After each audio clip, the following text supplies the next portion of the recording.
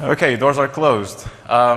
First of all, thank you very much for being here. It is an awesome pleasure to be here presenting for yourselves, and I really hope that you enjoyed the session. So, without further ado, the demo. So my name is Antonio Vasconcelos. I work for Microsoft for 3 years and a half now as a Premier Field Engineer. Thank you for giving a sneak peek. I'm based in Portugal, but I work for EMEA, so I'm supporting a lot of Premier customers from Europe, Middle East, and Africa. And let me tell you that the life of a PFE is not easy. I mean, traveling every single week to a different country, alone, always alone, working through nights in data centers, in offices. It's really a tough life, as you can see. Antonio, what was PFE again, just in case some of them don't know? Oh, so a Premier Field Engineer is quite simple. We work to extinguish our position. We work for customers not to have reactive issues. So it's all about proactive engagement. We do a lot of risk analysis, or risk assessments, that is, education, making sure that customers make the best use of our solutions and are performant and protected. Shall I? And I think I'm next. My name is Erdal Ozkaya. Great to see some faces Repeat that back. again, I'm sorry. My name is Erdal Ozkaya. Great to see some of you back again. I think you know the story now, but I have to tell it for the ones that didn't attend my session. Probably not my accent, but promise not my fault. Let me tell you why. Turkish parents, born in Germany. For the last 16 years I was in Australia. Last 4 months I'm living in Dubai now. So this is what's coming out. I'm sorry, but promise you will get immune to the accent very soon. It's BitLocker encrypted, but the encryption key is given to you. I'm a university lecturer working in EMT Holding as Chief Information Security Officer. Doing my PhD very soon, hopefully you can call me Dr. Ozkaya. All right, that's it. Next slide. And I think I should tell this. Oh yeah. Who wants free swag? Sorry, my ears. Who wants free swag? Okay, that's better. All of you, you get a free swag. All what you have to do is tweet about the session. Here's the hashtags. All of you getting a free Zeman antivirus. Totally free. Plus, we have some other swags here to give away. All what you have to do is, for those ones here, ask questions. This one, you all got it. Enjoy it. Awesome. Okay, let's go to the session objective, please. All right. It's all about BitLocker. It's like my accent. So we are trying to show you today how you can strengthen your devices via encryption. Exactly. I remember, I was born in Germany, as I told you. Every time my parents speak Turkish, I knew I was in trouble because I couldn't understand the language, and it was encrypted. So hopefully today you are going to understand when and how you can use pre-authentication or not. Yeah.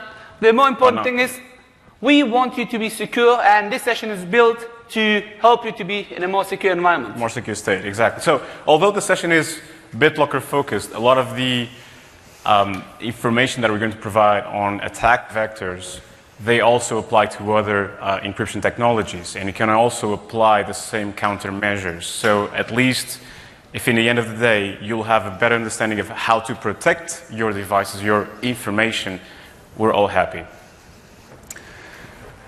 Let's go quickly through the agenda. So I want to explain a bit better what is BitLocker, how we deal with the encryption keys, how we leverage TPM, the disk layout and key storage, just to also give an example of how we store the keys, how the keys are secured themselves, and when to use the Pre Boot Authentication or not.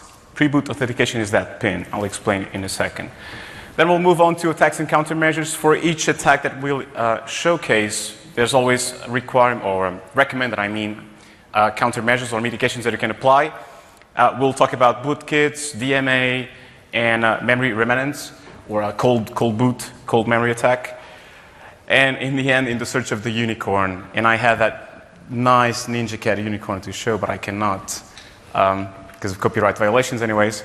But we'll try to give you like the summarized version of everything you should consider when you want to protect your encrypted drive. Okay, let's move on. All right, the question is here, why we should encrypt. Let me ask you first. Who's using encryption? Cool. Who's using BitLocker encryption? So all of you. Well, nice all statistic. Right. Who is not using encryption?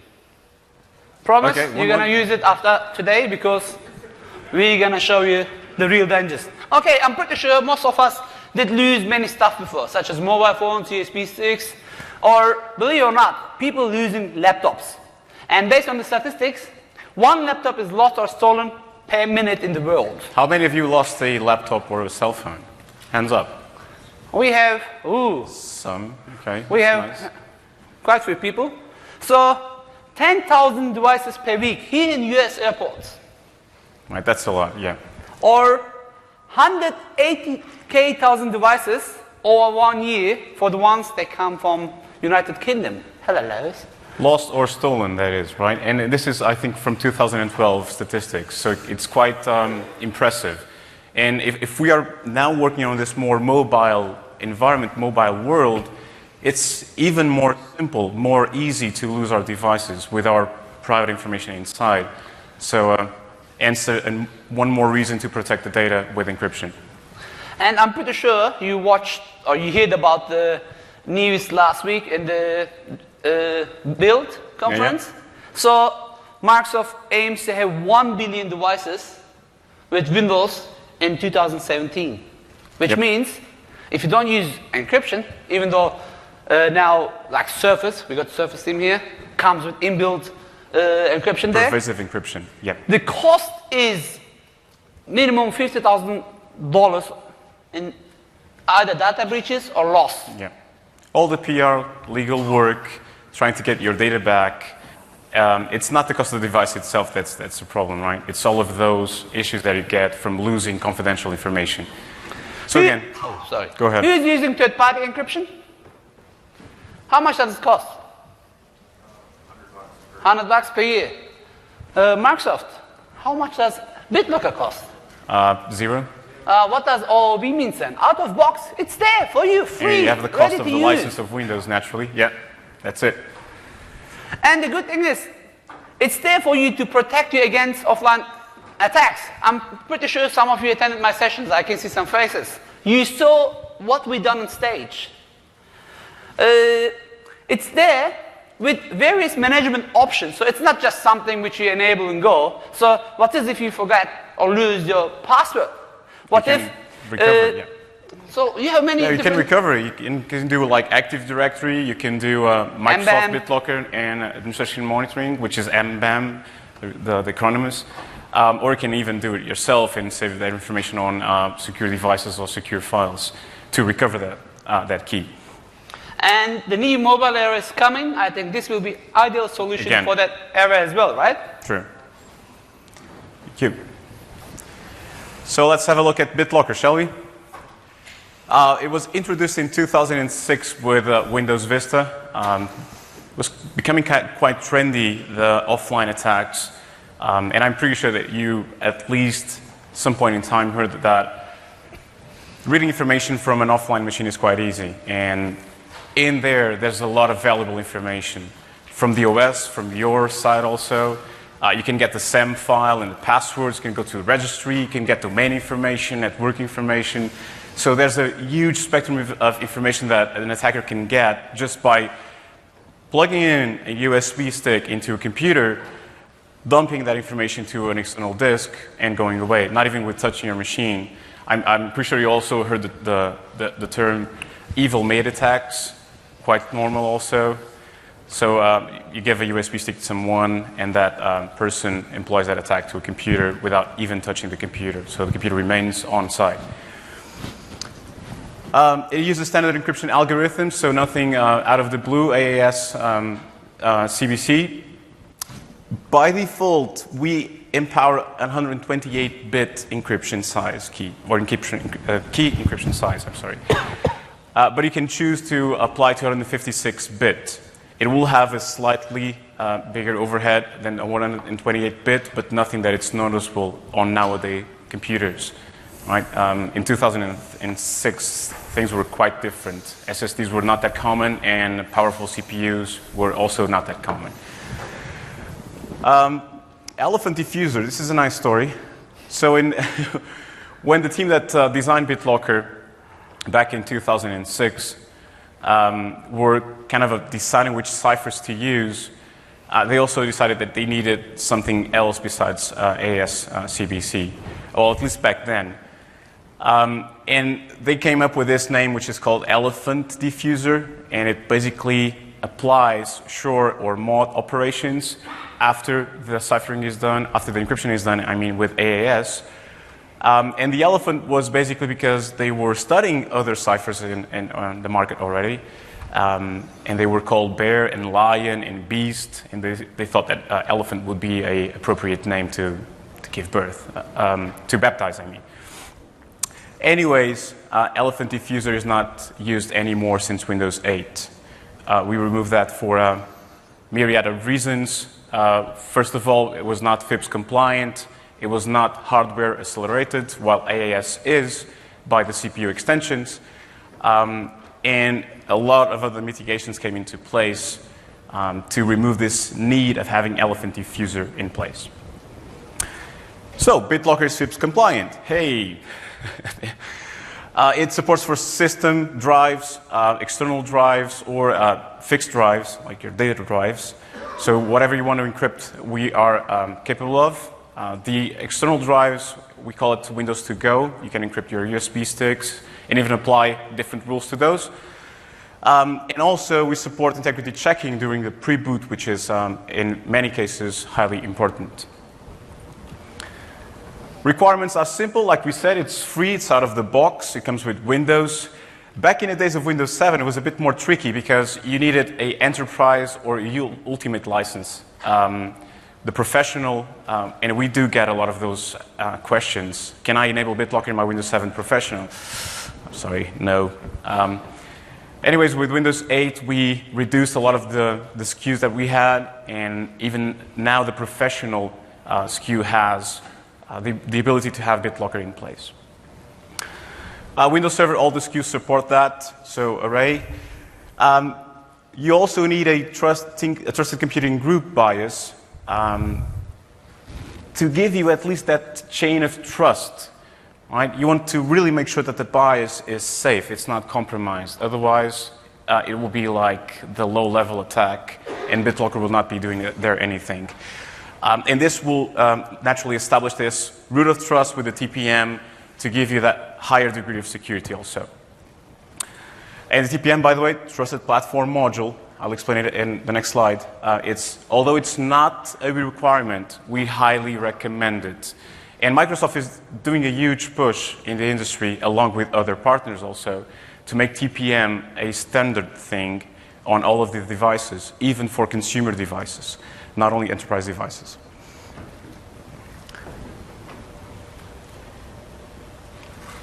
And here's TPM. And there you go, TPM. By the way, if you have any question, please feel free. Oh, sure. If you use the microphone, it will be much easier if you want to. See, If you have TPM without CAN, can you still boot an Ultimate Boot CD and reset the password? we'll have the explanation for that. Can you give me 5 minutes, or I'll go through those slides. Repeat the question. So the question was, if you have only TPM as a protector without PIN, if you could boot Ultimate CD, was it? Boot CD. We'll talk about that in a couple of slides. Thank you. So TPM is a hardware-based security module that allows you to do a lot of things, and the OS to take a profit from a myriad of things. Myriad of things, from perform crypto operations to PCRs, which is a platform measurements like ashes of everything that you have configured in terms of configuration, software configuration, or hardware configuration, and obviously creates, stores, and manages the keys, not only for BitLocker but also for other things. And it's quite secure because it empowers a lot of security features, physical, both physical and logical. From anti-hammering to tamper detection, there's a lot of sensors within the TPM. and it kind of detects if there's someone trying to wiring the TPM. Although there are quite advanced attacks nowadays, they are very difficult to apply. Active Shield, which is actually metal, it's like different layers of metal to protect the wirings of TPM, so no one can access that, and also memory encryption. So it's something very secure. There's a lot of vendors that have this and are producing this, and I'm pretty sure that the majority of your enterprise computers have them. And even small things like phones, it's quite common also. The Windows Phone 8 from Microsoft, it's a requirement to have a physical TPM on those phones. But things moving forward are a bit different. We have different technology that allows us to have the same security TPM offers without having that hardware module. And this is called Trusted Execution Environment. It was also something that the Trusted Computing Group started a couple of years ago, where we will make use of the CPU secure areas to virtualize all of the instructions that we normally rely from a TPM. So ARM has the technology that is called Trust Zone. Intel has a technology which is called Platform Trust Technology. And I put the image of Surface 3, not the Pro, but the Surface 3, which we launched this week, because it actually employs this technology from Intel. Right? There's no physical TPM in there, but we can benefit from the same set of features that TPM 2.0 gives us from the CPU itself. And this is obviously something major because it lowers the costs, and for cell phones, it's even more simple, or even more simple also to reduce the form factors of those devices. Cool? Anyone knew this? I couldn't hear, sorry. If you can use the microphone, please. We still have a lot of clients on TPM 1.2. Are any of those features in 1.2, or is it all, do you have to have TPM 2.0? 2.0 adds an extra bit of features, so we do support 1.2 easily, no worries. Okay, you won't lose anything. But moving forward, maybe in a couple of years, probably 2 or 3 years, there might be specific features in TPM 2.0 that we will require for certain features in Windows. Okay. By the way, for each question, reserved for you and you. Okay. If you want to have a look in your computer, if you have a TPM and what kind of TPM you have, well, you can go to tpm.msc. That probably is more easy, but we are geeks, so here's the WMI class to get all of the details from the TPM. Another thing that differs from TPM 1.2 to the 2.0 is that the 2.0 is always active. There's no need to reset the machine, or restart the machine, I mean, to activate the TPM. It's always active. While the 1.2, it could be inactive. You had to go to the BIOS or UEFI, activate it, and then take ownership of the TPM. Taking ownership of the TPM means that there's a link of trust between the OS and the TPM, and then we can there store information, private information, that is going to be very important for things like BitLocker to work. If we lose that chain of trust, we need to clear the TPM, so we lose everything, and we have to reestablish or redo again the ownership. And the TPM is really a black box. There's nothing that we can manage from the OS point of view other than take ownership, reset. That's it. Right? It's really a black box. It's intended to be a black box. It's supposed to be secure, and we cannot manage that.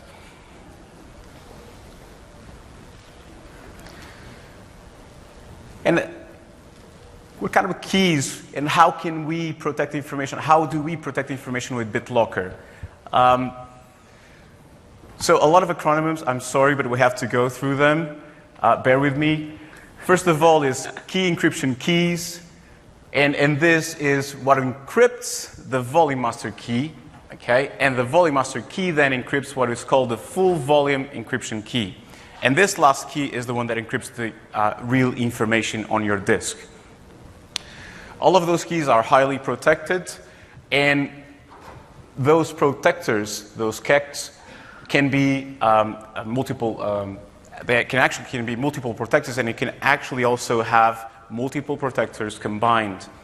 For example, the TPM, which is the most common one, empowers the system root key, or the storage root key, I'm sorry, which is an RSA key to encrypt the VMK, the volume master key. You can also do TPM plus PIN plus startup key. You can increase the complexity by a lot if you want. It's up to you. But nowadays, TPM is more than sufficient, and we'll explain why. Question. Sure. Is there support for any other two-factor authentication for those keys or shortcut or anything like that? Out of the box with the Windows. Oh, yeah, sorry. So the question was if we support second-factor authentication. Was that it? To the pre-boot authentication? Out of the box with Windows, no. There are third parties that you can see. I'll tell you the names after the session if you want. They can support, for example, smart card, fingerprint for the pre-boot authentication. Okay. For the pre-boot, but for not pre-boot, for data drives, for example, you can use smart cards. Okay. For fixed drives. Okay. Where are those encryption keys? So the system, the storage root key, I told you it was in TPM. What about the volume master key and the full volume encryption key? Those are stored in specific places in the volume. So once again, the storage root key is contained in the TPM, but the volume master key and the full volume encryption key are in the volume metadata. They are highly protected, and I'll show you that. And by the way, going back one slide, because I forgot to mention this, I see this type of keys and all of the protections in layers like a matryoshka, right? You have your information, and you have the full volume encryption key, and then the volume master key, and then you go to the keys or the protectors that you apply to those keys. So it's a protection really by layer.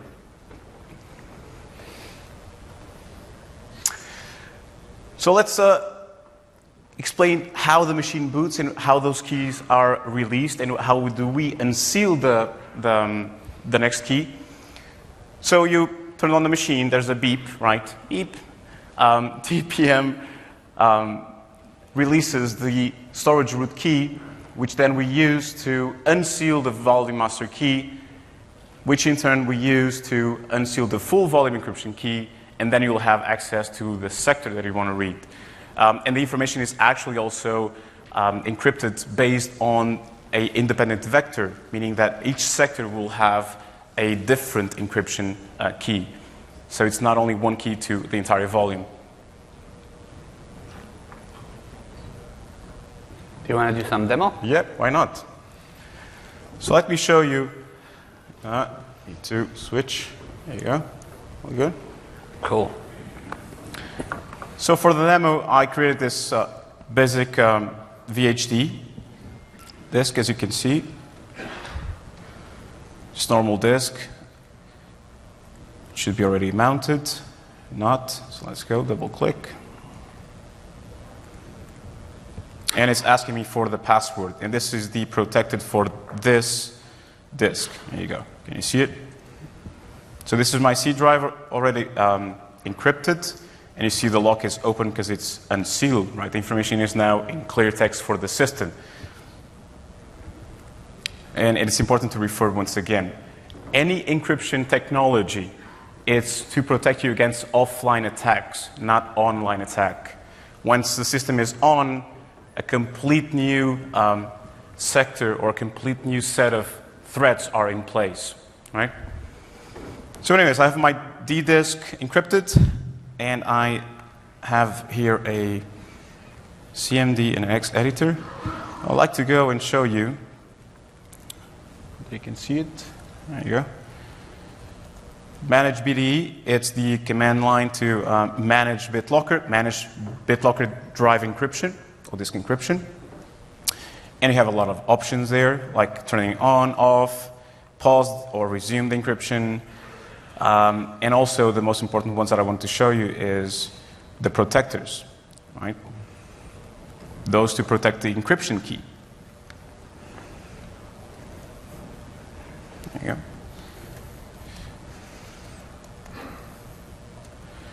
So I just have to do minus protectors, select the drive, and then I have some options. And the options are like get, add, delete, disable, and so on. You can actually add certain protectors after the encryption is done. So for example, you have TPM, you can then afterwards select PIN and add PIN to the TPM.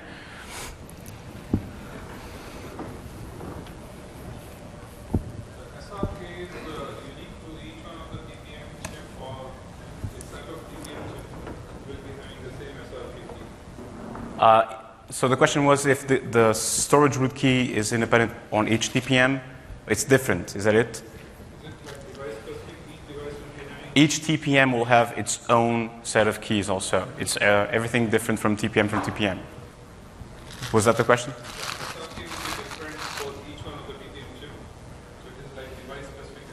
Yes, exactly.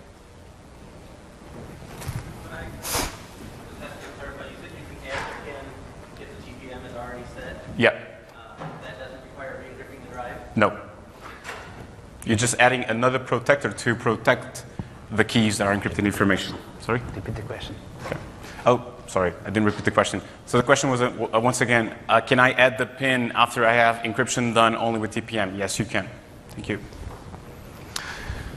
So here you go, manage BD protectors to my D drive, and I'm just listing the protectors that are applied. You can see the numerical password, which is that 48-digit password to recover the actual volume if you need to go into BitLocker recovery mode. Then the password, which is the one that I use to unlock in Windows. And finally, it's the external key, which is the back file, the BitLocker encryption key, if you want to do, for example, auto-unlock of this volume. Like you can associate an auto-unlock to that volume when you log on into Windows, so you don't need to type the password each time you log on. Right? And this will be only to your session.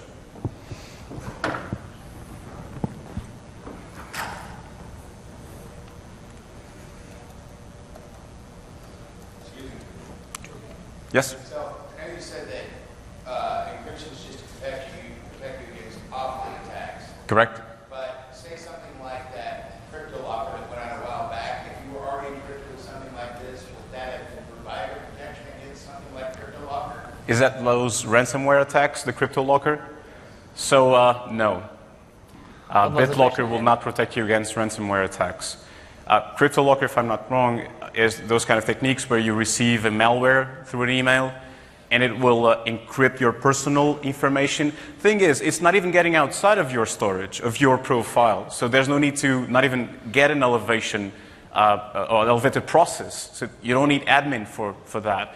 They just zip the files with a huge key, send the key back to China or a server back in whatever that is, and they will ask you for money. Right? Again, it's doing that encryption online. Right? It's nothing that we can protect from with BitLocker. And in this case, you are allowing them. You are clicking. They're social engineering you in a way that you have to click somehow to get infected. Yeah. In this case, nobody can help you.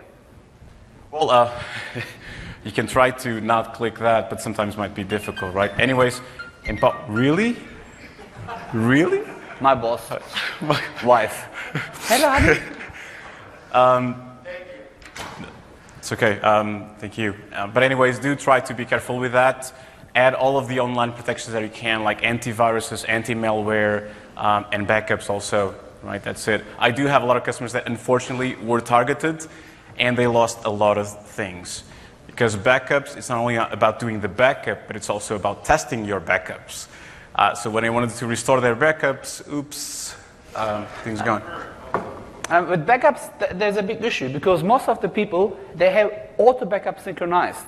And if you automatically, this virus will also encrypt your drives as well. So you have to be very careful. Offline backup is much better protection in this case. Well, then that brings up an interesting question. If you have automatic synchronization set up, then backups typically use compression. If you can't compress it, you can't compress and encrypt at the same time.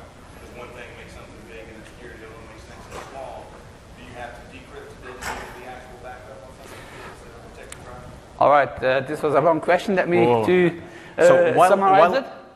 Let me Summarize try the question, to please. simplify this without repeating the question. While online, if you have a BitLocker encrypted drive, there's no need to I mean, the information is the information is in clear text.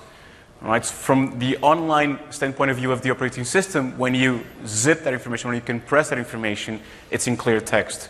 When you export it, it goes in clear text. It's not encrypted.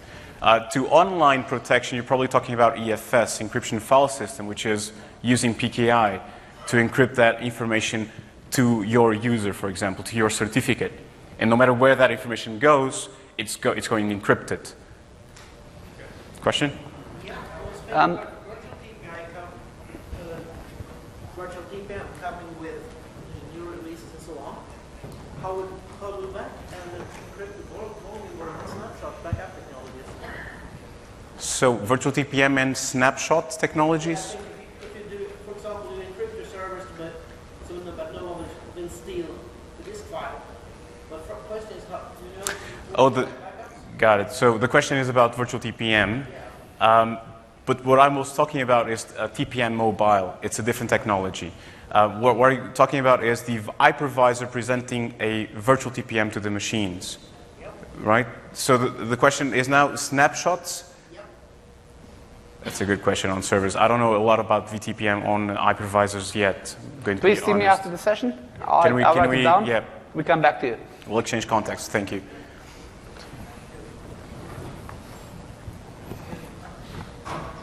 Question? I can't hear you, sorry. I'm sorry. Can you use the microphone, please?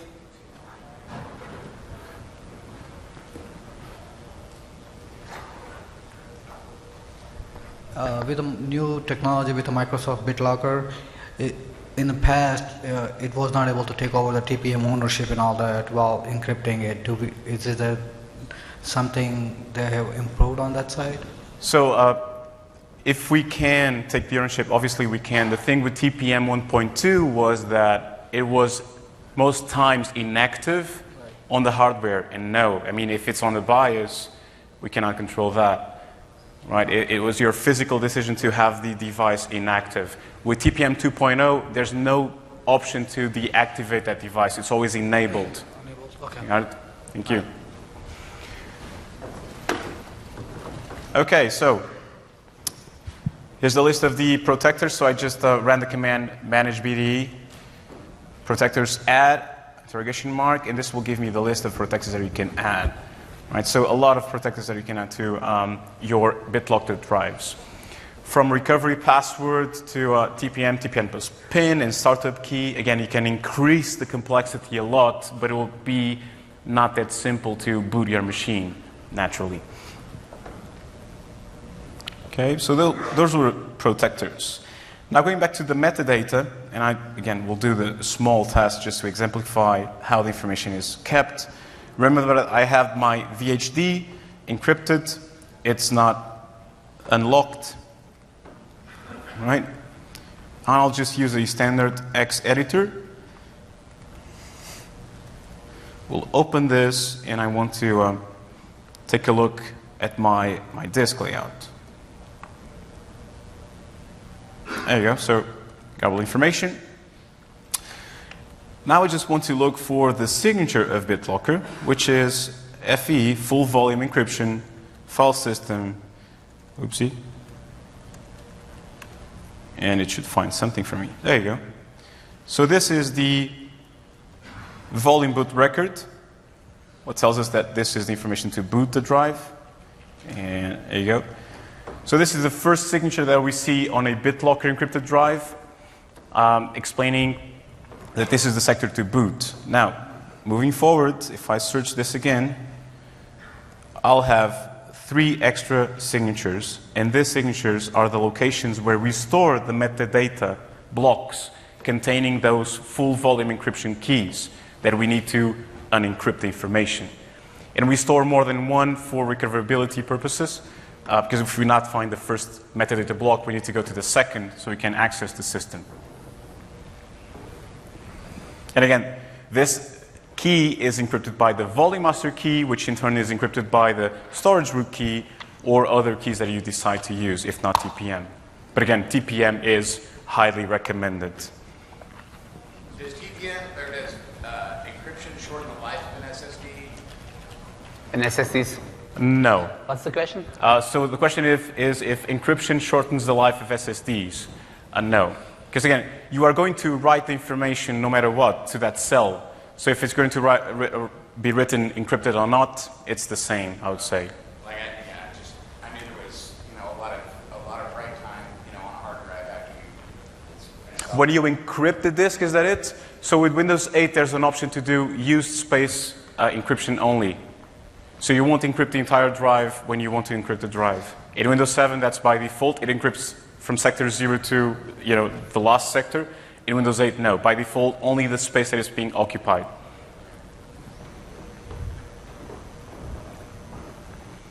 You need some updates. Oh, I do. Yeah, most definitely. And there you go. And another thing is, so those blocks are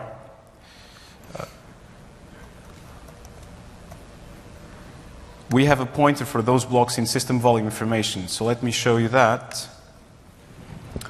So I'm going to my D drive. Now it's BitLocked, obviously, so I have to unlock the drive. Now I'm putting my password. Right, this is the protector to get the full volume encryption key. There you go, now it's unlocked. And what I'll do is I'll go to my D drive, which now is unlocked, and I go to the system volume information. And you should see some funny files inside, hidden files. There you go. Those files are pointing the information for the global unique ID of the disk and the sector where those metadata blocks reside, so I can access the full volume encryption key.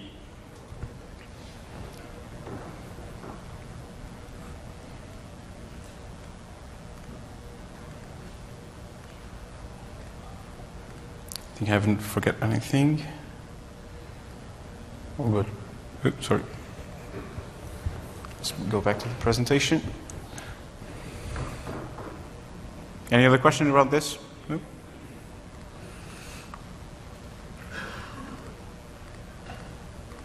I think I got it all. Yep. So let's move on. Pre Boot Authentication. It provides, obviously, additional security. So security is always defense in depth. It's always adding more layers to be more secure. It can be a PIN, a password, or a USB key. You can actually use a USB key for the startup key of the system. You can also combine them, PIN and startup key. But it's extremely inconvenient in touch devices. Like the Surface Pro 3, a lot of customers that I know have TPM and PIN. And then we have to have the touch keyboard coming from the UEFI, and sometimes it doesn't work very well, depending on the manufacturer, OEM, and the solution that we are using in terms of encryption. And this is something very, very important to note. Surface Pro 3, it's a connected standby device. And it's not the only device in the market, right? There are other devices that are connected standby devices. Connect standby is simply those type of devices that have a specific sleep state. We call it deep sleep, where the machine, once you turn on the screen or the screen turns off automatically, it goes into a state of low power consumption, but it's still active, meaning that applications like modern applications wake up every 10 minutes, request a Wi-Fi or request a Wi-Fi connection if there's one available, connect to the CDNs that they are supposed to connect, and bring that metadata back so that you can have the live tiles updated once you turn on the machine again. And those connected standby devices, they are meant to be really fast on transitions. So if they are on deep sleep, if you press power, it's like instant. So it's like the machine was always on, all right? So those connected standby devices, the specification for those devices says that they cannot have direct memory access ports. And I'll explain in a bit how those kind of ports create an attack vector. But in those devices, having a PIN doesn't make sense, exactly because the TPM is protecting the volume master key. and there's no DMA port to do an attack. Okay? Again, TPM is sufficient for the majority of the scenarios. Move on. All right, let's talk about attacks, attack vectors, and countermeasures. Exactly. Sure. Question? How is TPM only going to protect your laptop or tablet from being stolen? And you boot it up and the TPM comes off. Then other What is the measures. So the question, I'm sorry, thank you. So the question is, how can TPM only protect your information if your laptop gets stolen and the machine boots up immediately, right? So passwords, online security should protect your operating system, right? Strong passwords, second factor authentication like biometric or smart cards, those are the things that are going to protect your operating system, right? Again, BitLocker is only to protect against offline attacks. But if your OS is secure, there's no way to tamper that. And again, if there's no DMA ports, there's always also no ways to get the full volume encryption key back from the memory.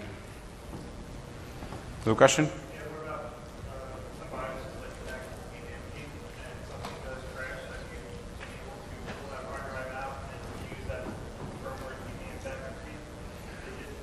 So if the question is if your machine crashes or if you have any issue booting the machine or something, no worries. So you can take the drive out, and if you properly store your recovery key, you can access that volume in another machine with a recovery key. Now you won't be able to boot the disk because it has a chain with the TPM, but you'll be able to recover your information, format the machine, clear the TPM, and take the ownership of the TPM again. It's very important to, not the BIOS, the recovery key from BitLocker. So when you encrypt the machine, you get a recovery key, depending on the option that you obviously enable. If there's no manageability, if you don't store that in Active Directory, normally it's saved in a text file. And that text file should be also stored in a protected area. Okay? If you have AD, and managing those keys to AD or uploading those keys to Active Directory, it will be on your computer object, the recovery key. Okay? As a follow-up. Sorry, question? As a follow-up to that, from a forensic standpoint, the rapid key recovery and reconstitution of encrypted disk along those lines, is there a methodology that Microsoft provides to rapidly do that, or is it pretty much a tedious step-by-step process? To recover the information or to clear the information? To use the recovery key to access an encrypted drive for forensic purposes, where you may have a dozen drives to do that with in a very rapid sequence. What's the time? Is there a methodology to accomplish that? Third party? Third party? No, yeah. So, thank you. So the question I'm sorry, if we had any kind of methodology to do forensics, right, on encrypted drives to quickly recover the information or encrypt that information. Quickly use the recovery keys Oh, to no. access the encrypted. No.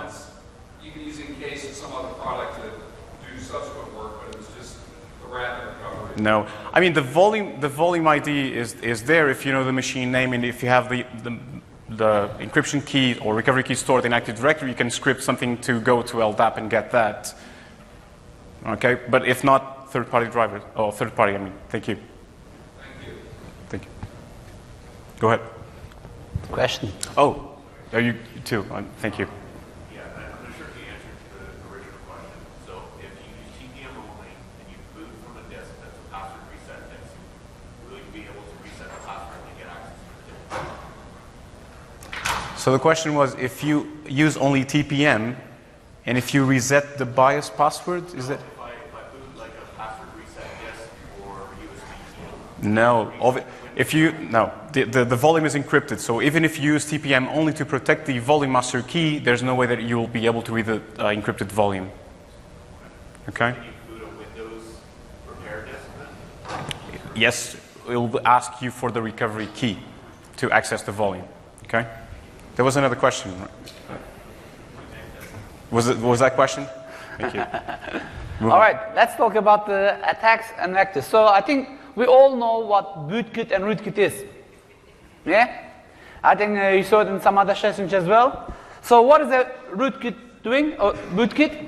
it's a very dangerous type of malware, Exactly. which sits deep in the platform. So we have our applications, we have our operating system, where you deal with another ATPs at the OS level, viruses, malware.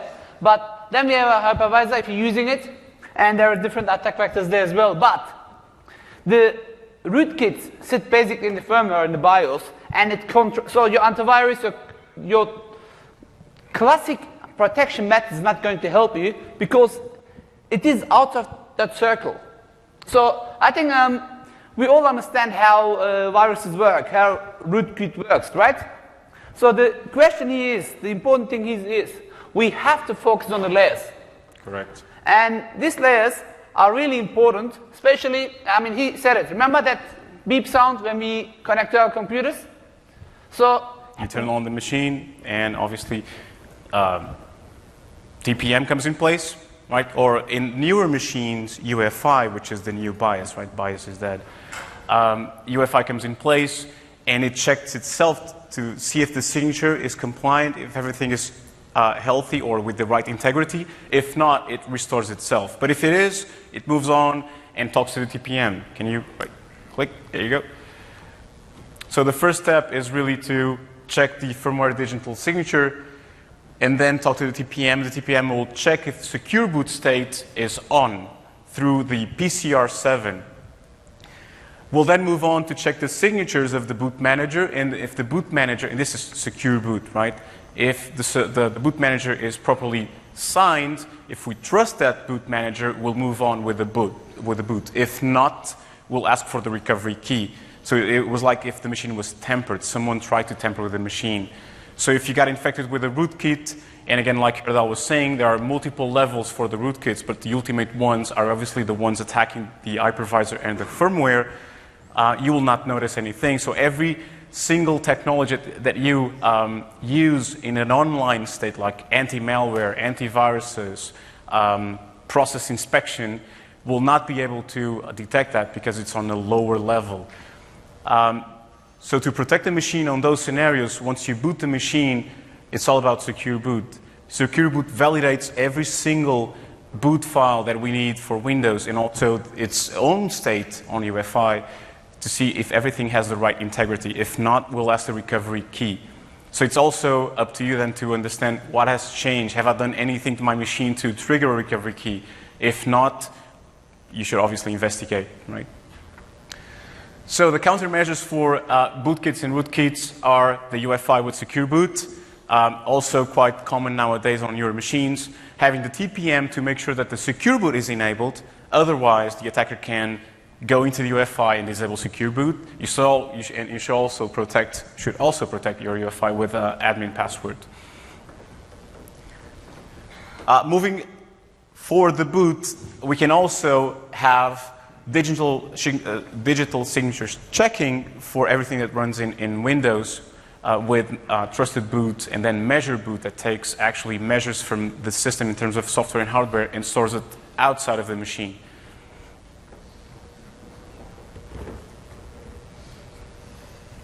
Demo.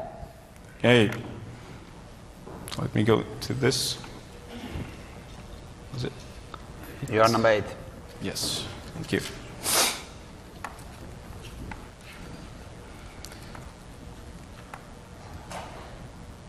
So very simple to check if you have the PCR7 in secure boot. So let me go again to manage BDE. And now I'm going to obviously to my system drive, because that only applies to system drives, not to fixed drives or removable drives, right?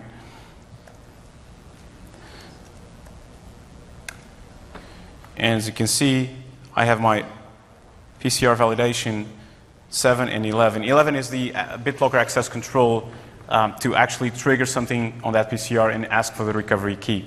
But PCR 7 is the one for secure boot state.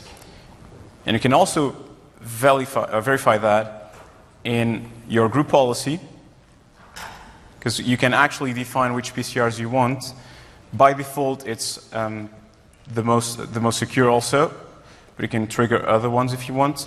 Just go to your computer configuration, admin templates, system.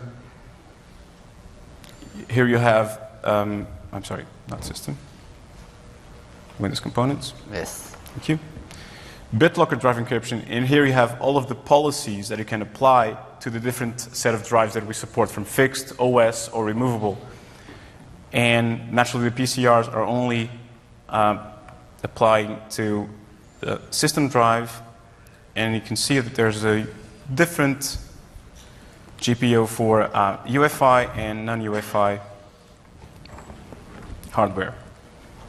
And here you have all of the PCRs that are available for you to activate. But by default, the recommendation is 02411, or like in Windows 8.1 in this machine, my machine, it's only the 7, which is the secure boot state, and 11, the BitLocker access control. Okay, any questions around this?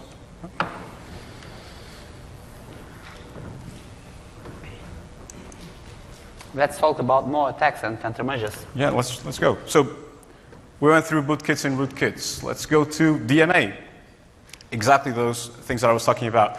If your computer has a DMA port, like a FireWire port, then it's going to be used as an attack vector, and it's one of the most commonly used attack vectors. DMAs, part of their design is actually to have direct access to the memory. So nothing is controlled. There's actually no authentication, no control method of what a FireWire device is doing with the memory.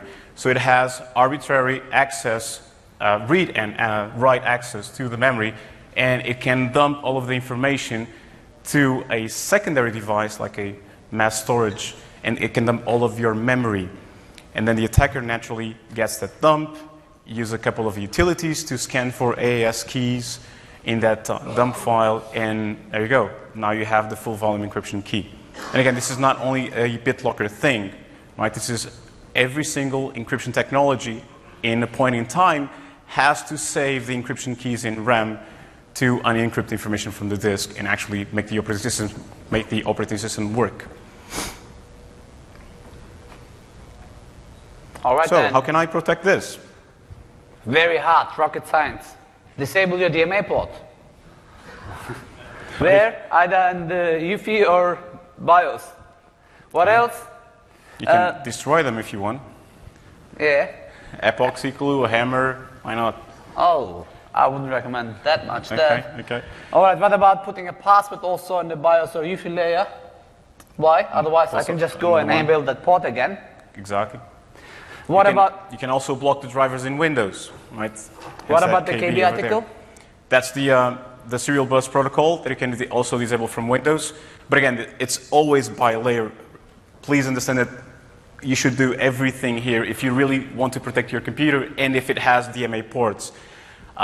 If you need them and if you want to be more protected, there's also other things that you can do, like disabling standby. And really, in this case, have pre-boot authentication. Have like a PIN to protect that. If you have standby enabled, what happens is that we will skip the pre-boot authentication. We will not go through it. If the machine goes into a hibernation, we will have to go to pre-boot auth, right? So we then protect from reaching to the online OS and loading the device, loading the driver, and dumping the memory. And most probably the most important tip, which is hidden right on the bottom, physical security. Do not leave your machine unlocked, and unattended. Especially if Milad is around. Exactly. Right? And unattending is also why. That's in rule number 1. Right. Again, a lot of countermeasures that can apply. But like I said, on the majority of the newer devices nowadays, there's no DMA ports. So this is becoming less of an attack vector, but there are still a lot of devices, those powerful devices, that have DMA ports. Should we talk about the cold and warm boot attacks as well? Oh yeah, let's go there. So the memory remnants attack is those attacks where the computer is on, right? Someone stole the computer, maintains the computer on, and then in their lab, what they do is they shut down the machine and they boot another OS through USB or network or whatever the attack is, and then they actually dump the memory again. Thing is that the majority of the DRAMs, they can hold up the information even though the machine was shut down by seconds or minutes. And another technique is to actually freeze the RAM to maintain the information during more time on those DRAM modules. And then they can even extract those DRAM modules, put it in another computer, run that USB or CD OS, and dump again the memory. And trying to then in that dump file, looking for the patterns of AES keys and making use of them. Okay, so that's known as the Cold War and boot attacks. There's a nice video and a nice paper from the Princeton University from a couple of people from the university itself and independent hackers that you can look online to understand more about this attack. Else? And how can we secure this? Of course, if you with Secure Boot again, we did talk about it. Hence why, if you use Secure Boot, you cannot load an untrusted OS. So you're safe. Right? Windows is a Secure Boot certified OS. Right? A Secure Boot is a technology from UEFI, from Trusted Computing Group. It's not nothing from Windows. We take advantage of that feature because all of the bits are signed and are within that trusted database of signatures of the UEFI itself. So if you try to boot a Ultimate Boot CD or something like that, it will not work because it will not trust the operating system. Right? So it's really important to have Secure Boot enabled on your devices. And I do know, I see it a lot. I see quite frequently each time I visit a customer, they're using new machines with Windows 8 or Windows 8.1, but they're still using the UEFI in compatibility mode, which will not allow them to take advantage of the Secure Boot. So please make sure if you're on a deployment of Windows 8.1, or if you're thinking about deploying Windows 10, make sure that you have all of your machines in UEFI mode and with Secure Boot active. It's a very smart idea to put the password and, more importantly, disabling the USB port. Why? Refer to my previous sessions. There's a question.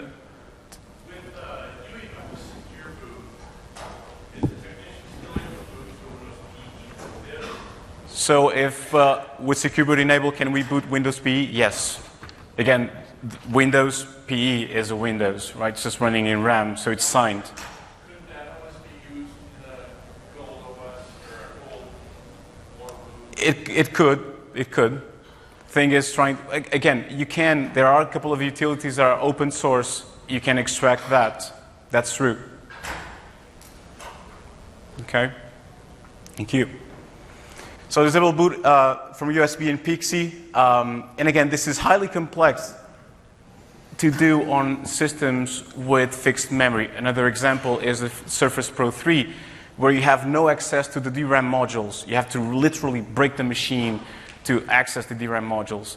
And once you do it, you might even damage the memory. And recently, there was a study from the Defensive Department from Canada, where they actually tried to see if this attack is still viable or how viable it is. Because when it was presented back in 2008, if I'm not wrong, they said it was highly viable. We could extract a lot of information from the DRAM modules, even after a couple of minutes. And this scared everyone, like in the industry, right?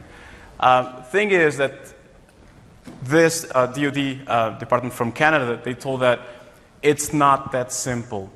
A lot of the times, they could not get information from the RAMs, probably because it's newer hardware, and they are more volatile. They will store the information, or they will obviously not store the information for that amount of time. And even when they could dump a lot of information from those DRAM modules, there were no keys available, or only a small portion of the key available. So they could not restore those encryption keys and read the information back. Question? Follow-up about what version started being able to support that? Because I think that 3.0 I'm sorry, I couldn't hear. What version of WinPE supports Secure Boot? I would say 5, which is coming from Windows 8. 4 or 5. 5 is a Windows 8.1. Yep. So which version of Windows PE would support booting? with Secure Boot on, use the Windows PE versions from Windows 8 and Windows 8.4 and 5. Thank you. One more question there. Question. We do a lot of provisioning using Execute, which is configuration manager, and would that still work with UEFI and security? Definitely. So the question is, to use Pixie Boot, if you have UEFI and Secure Boot on, if we could boot and provision those machines, yes, you can. When you switch from BIOS to UEFI, those DHCP options that you use normally to do the bootstrap, they will not work. You have to use IP helper tables. That is actually the supported method. The DHCP option was always a workaround to do Pixie Boot. Okay, thank you.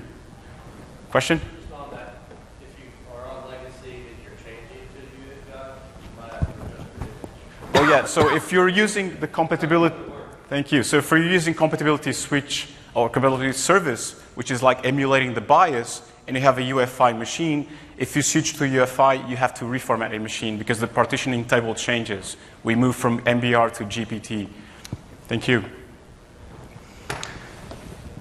Okay, so there's a lot of attacks that can be applied to encryption technologies or encrypted drives. We just refer to the 3 most common ones, all right?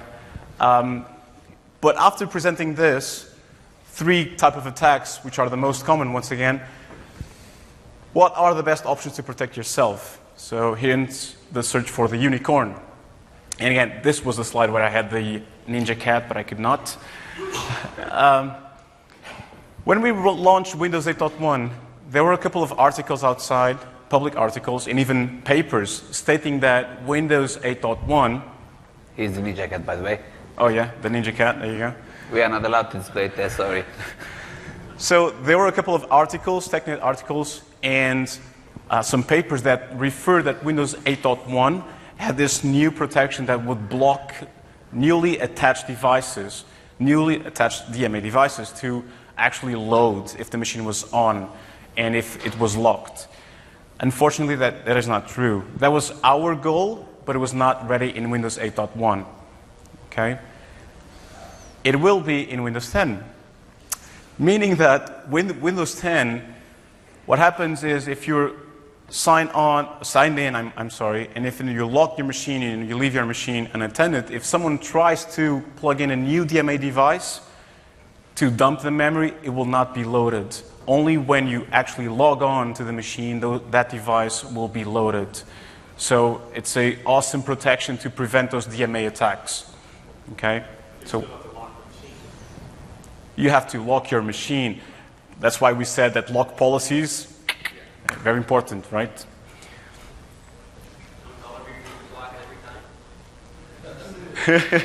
Well, people should, right?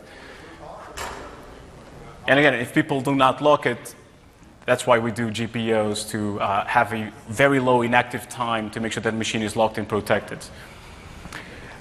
Now, let's look into this table to see what are the best options for you.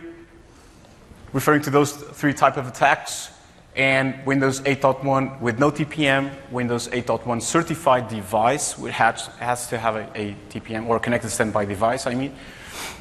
And Windows 10 also. So for bootkits, like UEFI, Secure Boot, and again, protect your UEFI with a password. That's one of the best protections you can have. And also the antiviruses and anti-malware, everything that you can have in inspection online. Now, coming with Windows 10, there's something new, and I'm pretty sure that you heard either in build or during this week, which is called Device Guard. Device Guard is like an app locker. Anyone knows app locker? Yeah. So app locker is, you can define fine-grained control policies on which applications like exe, bat files, scripts, or even modern applications, a user, even if it's an admin user, can run. Portable or installable applications. Device Guard will make use of that, which is code integrity, and you can have your own signature, your PKI signature, inside a UEFI, and only allow the OS to run applications which were signed by yourself. So everything else is not executed. And the best analogy that I can get to you, might not be the best one, is Surface RT. Anyone remembers the Surface RT? Awesome. We love you. I don't remember. So the Surface RT had an ARM CPU and only allowed applications to run if they were signed by Microsoft. So even if you had applications compiled to ARM in Windows, there was no way that you could execute or install them. All right, so the machine gets really, really protected. So device guard is awesome, and it's coming also with Windows 10. Now moving on to DMA, you know the drill, right? Disable those ports, password protect UEFI and BIOS, disable the SPB2, make sure that the machine is not left alone and unattended and unlocked, obviously. And also coming with Windows 10, we'll try to mitigate that with that new policy where DMA devices, newly attached DMA devices, will not be loaded. The memory attacks, again, password protected firmware, secure boot should be on, and try to use devices if you really need to have devices. How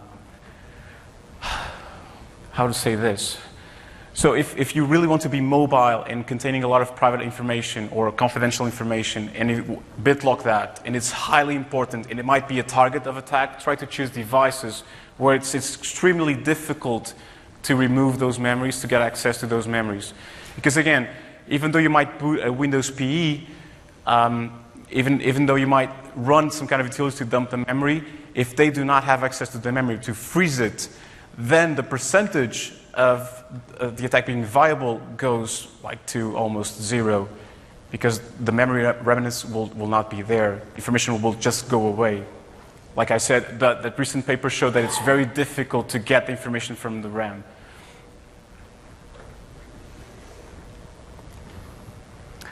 So key takeaways. You should use the Windows 8.1 or latest operating system. Windows 10 is coming soon, we hope. UEFI, please enable that. Secure boot and TPM. Once again, connected standby devices like the Surface Pro 3 do not have DMA ports, so the DMA attack kind of disappears. Kind of, no, it actually disappears. Yes. So it's not a problem anymore. And even if you have machines with DMA ports and you need to use them, Windows 10 will add that extra protection for yourselves. Force the machine to lock after the inactive time. There you go, group policies again, being major. Right? If your users left the machine unattended, it should lock after a couple of minutes. Ensure TPM lock is also enabled with Windows logon failures. If you fail a lot of times, consecutive times, the Windows logon, it will actually lock the TPM and the machine will not boot the next time.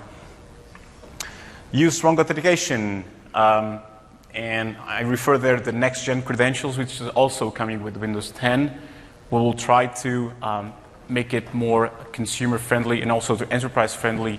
The second-factor authentications, from biometrics to iris scanning and using cell phones and tokens and whatnot. So Windows 10 will also help a lot on that area. Force hibernate if applicable in those scenarios where you also have the DMA port and you want to have the pre-boot authentication.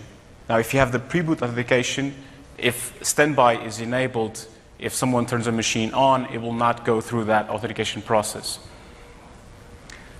Last but not least, security is a mindset, not a conjunction or a collation of products and features.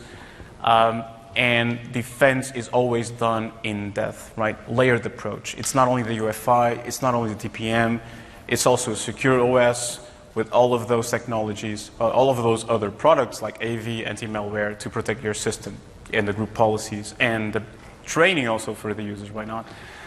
For this, please refer to my previous session if you didn't attend, Advanced Windows Defense. We did show, me and two other speakers, Max and Hussein, we showed why it's important to have layered defense and how you can get owned even in a stage live. So for everybody who didn't watch it, please go watch it and you will understand this session's value much better, because if I was a victim, by the way, as the speaker, if I did listen to my own session to this session here, you'll be more protected. I wouldn't be hacked in the session. Of course, this was a message for all of us that even we can get hacked. And if we get aware, then we can implement some sort of protection. Correct. It's really important. The And more cost you are was? aware, the more protected you are naturally. And the cost was? The cost was your machine is infected, you're running things on it. Check Twitter. By the way, don't forget to tweet, please, about the session. And all of you will getting this back. We're going to show the handle now. I think that's it. Yep. So once again, thank you for attending.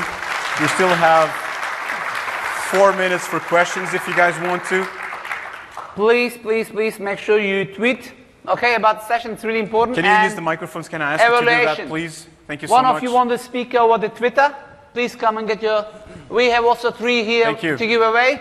I'll leave it to the master. Here we go. You select your winners. Thank you. The winner from Twitter, please come pick it up. Okay, so here's a question. Can you clarify again under what circumstances the TPM will release the key in a threat model where normally an insider is the threat actor? So we can't use pre-authentications. We can only use the TPM only. Under what circumstances will the TPM release the key? So the TPM does a lot of integrity checks. When actually you boot the machine, there's a huge amount of checks the TPM does. If we detect anything outside of what it's expected, the TPM will not release the storage root key to unseal the VMK. So those...